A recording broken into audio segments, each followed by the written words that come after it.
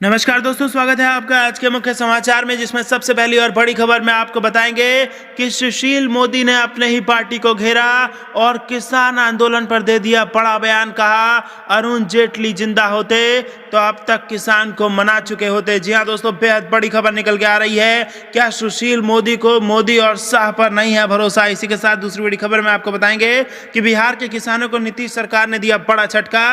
63 कृषि उपकरणों पर सब्सिडी कर दी खत्म। और तीसरी बड़ी खबर में जिक्र होगा कि नहीं चाहिए तानाशाही चलाने वाले साथी। जी हां दोस्तों, भाजपा के लिए एआईएडीएमके का कड़ा संदेश, जिसके बाद अब तमिलनाडु में बढ़ सकती है भाजपा की मुश्किलें। हर एक खबर की गहराई में आपको ले जाएंगे, लेकिन उससे पहले अगर आप भी देश के किसानों के साथ खड़े हैं तो आप अभी इस वीडियो को लाइक कीजिए और इस लाल बटन को दबा के इस चैनल को फ्री में सब्सक्राइब करके घंटी बजाकर कमेंट में लिखिए जय हिंद। दोस्तों, रुक करते हैं तमाम बड़ी खबरों की तरफ। सुशील मोदी ने अपनी ही पार्टी को घेरा। जी हां दोस्तों, बीजेपी नेता और राज्यसभा सदस्य सुशील मोदी ने पार्टी के दिवंगत नेता और पूर्व वित्त मंत्री अरुण जेटली की जयंती को सोमवार को श्रद्धांजलि दी। सुशील मोदी की श्रद्धांजलि के बाद बीजेपी के उनके सहयोगियों की आलोचना तेज हो सकती है। विपक्षी पार्टियां पहले से ही कृषि कानून को काला कानून बताकर सरकार पर निशाना साध रही हैं। बिहार के पूर्व डिप्टी सीएम सुशील मोदी ने कहा, अगर अरुण जेटली जिंदा होते तो किसानों का आंदोलन इतने लंबे समय तक नहीं चलता, वह कोई ना कोई समाधान निकाल लेते। केंद्र के कृषि कानूनों के खिलाफ 26 नवंबर से दिल्ली बॉर्डर पर किसानों का प्रदर्शन चल रहा है।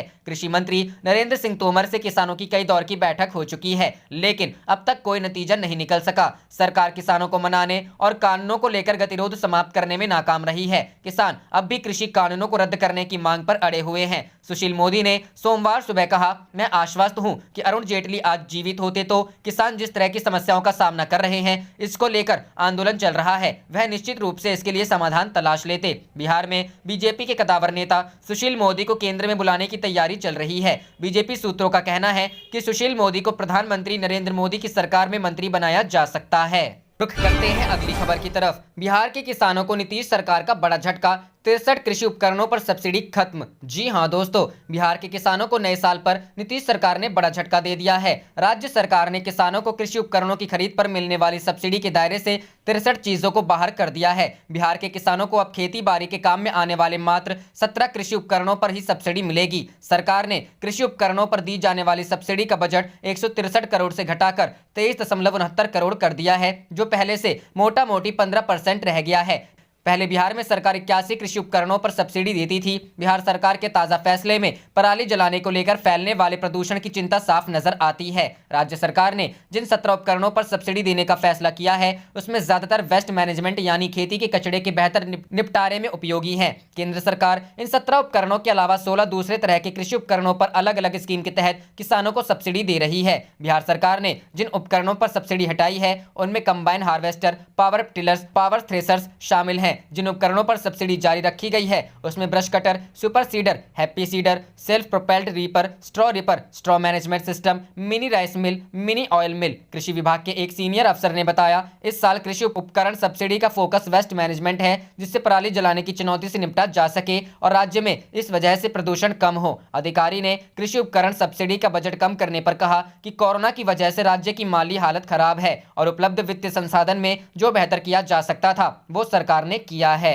रुख करते हैं अगली खबर की तरफ। नहीं चाहिए तानाशाही चलाने वाला साथी, बीजेपी के लिए एआईएडीएमके का कड़ा संदेश। जी हां दोस्तों, भाजपा नीत एनडीए में सहयोगी दल एआईएडीएमके ने भगवा दल को सख्त संदेश दिया है। तमिलनाडु में सत्तारूढ़ पार्टी ने सोमवार को कहा कि उसे राष्ट्रीय पार्टी के रूप में ऐसे सहयोगी की जरूरत नहीं है अगर वो तानाशाही करने जा रही है। पार्टी ने कहा कि ऐसी स्थिति में वो गठबंधन की दूसरी पार्टी में शामिल नहीं होंगे। पार्टी ने रविवार को फिर दोहराया कि अगले विधानसभा चुनाव में भी मुख्यमंत्री के पलानीस्वामी एआईएडीएमके का चेहरा होंगे। पार्टी का बयान ऐसे समय में आया है जब भाजपा नेता प्रकाश जावड़ेकर ने पलानीस्वामी के बतौर सीएम उम्मीदवार होने पर टिप्पणी करने से इनकार कर दिया। सांसद और तमिलनाडु चुनाव में डिप्टी कोऑर्डिनेटर केपी मुन्नुसामी ने रविवार को कहा कि चुनाव में एआईएडीएमके गठबंधन का नेतृत्व करेगी। उन्होंने स्पष्ट किया, अगर कोई राष्ट्रीय पार्टी तानाशाही चलाना चाहती है तो उनका गठबंधन में हिस्सा न बनने के लिए स्वागत है। तमिलनाडु में 2021 के अप्रैल मई में चुनाव होने हैं। बता दें कि तमिलनाडु से भाजपा का कोई विधायक या सांसद नहीं है। इधर पिछले 9 सालों से सत्ता में रहने के चलते सत्तारूढ़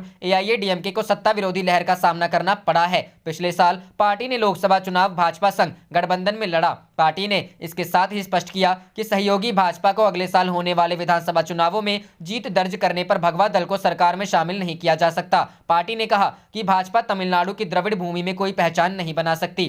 पार्टी ने अपनी पहली चुनावी रैली में संकेत दिया कि भाजपा को चुनाव में मुख्यमंत्री पद के लिए पलानीस्वामी की उम्मीदवारी का समर्थन करने और सरकार में उसकी गैर भागीदारी जैसी शर्तों को मानना चाहिए और यदि नहीं तो वह 2021 के अपने चुनावी विकल्पों पर दोबारा विचार कर लें। केपी मुनुसामी ने आगे कहा कि कुछ राष्ट्रीय दल अवसरवादी, विश्वासघाती और भीड़ द्रविड़ संगठनों पर दोषारोपण कर रही है कि उन्होंने राज्य के 50 साल के शासन में तमिलनाडु को बर्बाद कर दिया। मुनुसामी ने हैरानी जताई कि अन्ना द्रमुक सरकार के खिलाफ अक्षमता का आरोप कैसे लगाया जा सकता है और वह भी तब जब केंद्र ने तमिलनाडु को कई क्षेत्रों में उनके शानदार प्रदर्शन के लिए इतने पुरस्कार दिए हैं। उन्होंने कहा कि इसके अलावा राज्य में समग्र अवसंरचना और सुविधाएं हैं, चाहे वह शिक्षा हो या स्वास्थ्य सुविधाएं हो।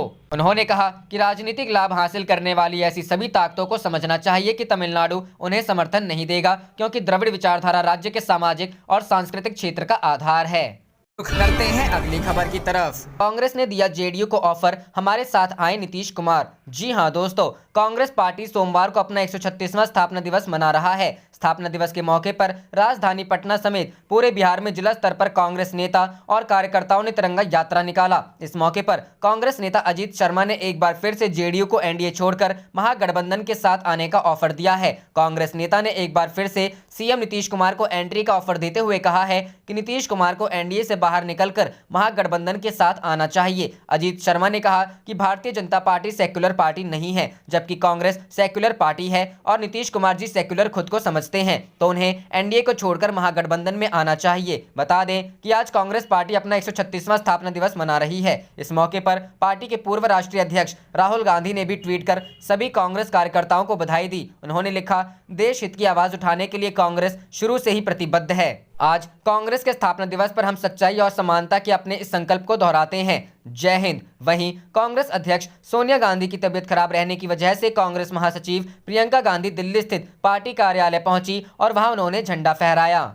रुख करते हैं अगली खबर की तरफ। किसान तेज करेंगे आंदोलन, कल पटना में रैली, 1 जनवरी को देश भर में प्रदर्शन। जी हां दोस्तों, नए कृषि कानूनों के खिलाफ डटे किसान अपना आंदोलन और तेज करने वाले हैं। सरकार को बातचीत का प्रस्ताव देने के बाद किसान संगठनों ने नए साल पर देश भर में जगह जगह प्रदर्शन का ऐलान किया है। किसान संगठनों का कहना है कि हम 1 जनवरी को पूरे देश भर में प्रदर्शन करेंगे। हम चाहते हैं कि हर कोई किसानों के पक्ष में खड़ा हो। इसके साथ ही किसान संगठनों ने कई शहरों में रैली करने का प्लान बनाया है। कल यानी 29 दिसंबर को पटना और तंजावुर में किसान विरोध रैली करेंगे। इसके अगले दिन यानी 30 दिसंबर को मणिपुर और हैदराबाद में किसान नए कृषि कानूनों के खिलाफ हल्ला बोलेंगे और रैली को संबोधित करेंगे। इसके साथ ही किसानों ने अनिश्चित काल के लिए टोल प्लाजा फ्री करने का फैसला किया है। पहले 25 से 27 दिसंबर तक टोल प्लाजा को फ्री करने का प्लान था, लेकिन अब आंदोलन को तेज करने के लिए अनिश्चितकालीन तक टोल प्लाजा को फ्री कर दिया गया है। वहीं 30 दिसंबर को कुंडली मानेसर पलवल हाईवे पर ट्रैक्टर रैली निकालने की तैयारी कर ली गई है। इस बीच बातचीत के लिए किसानों के प्रस्ताव पर फैसला करने के लिए आज केंद्र सरकार की अहम बैठक होनी है। किसानों ने 29 दिसंबर को सरकार के साथ 7वें दौर की बैठक का प्रस्ताव भेजा था, लेकिन इस शर्त के साथ की बैठक में सबसे पहले तीनों कानून रद्द करने की प्रक्रिया पर चर्चा हो। किसान नेताओं ने चेतावनी दी है कि अगर उनकी मांग नहीं मानी गई तो आंदोलन और भी तेज होगा। रविवार को सिंगू बॉर्डर पर एक नया और बड़ा मंच तैयार कर लिया गया है। यूपी के कई जिलों से आज किसानों के जत्थे दिल्ली रवाना होने की तैयारी में हैं। कृषि कानूनों के खिलाफ ये लोग दिल्ली बॉर्डर पर धरने पर बैठे किसानों का समर्थन करने आ रहे हैं। इससे निपटने के लिए उत्तर प्रदेश की योगी सरकार ने बड़े अफसर तैनात कर दिए गए हैं। तमाम अफसर जिला स्तर पर किसान नेताओं से बैठक करेंगे और उन्हें नए कानून का फायदा बताकर दिल्ली जाने से रोकने की कोशिश करेंगे। वहीं आज किसानों के समर्थन में पूरे राजस्थान में कांग्रेस किसान संवाद कार्यक्रम करेगी। इसके तहत 30 दिसंबर तक पार्टी कार्यकर्ता सड़क पर उतरेंगे। राज्य के सभी मंत्री वैसे कार्यक्रम का हिस्सा होंगे। राजस्थान के मुख्यमंत्री अशोक गहलोत ने भी अपील की है कि पार्टी नेता और कार्यकर्ता इस कार्यक्रम को सफल बनाएं। कांग्रेस केंद्र के तीनों कृषि कानूनों को वापस लेने की मांग कर रही है।